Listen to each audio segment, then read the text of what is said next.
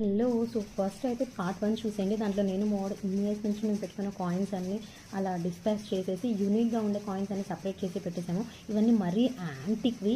దీనిలో పైన దేవుళ్ళ ముద్రలు ఉన్నాయి. 1818 టైమ్ ఆఫ్ కాయిన్స్ ఇవి. కృష్ణుడు, తర్వాత రాముడు, లక్ష్మీదేవి, వినాయకుడు, ఆంజనేయ స్వామి, చిన్న చిన్న ఉండకుండా చాలా పెద్దగా ఉన్నాయి అప్పట్లో కాయిన్స్ అయితే.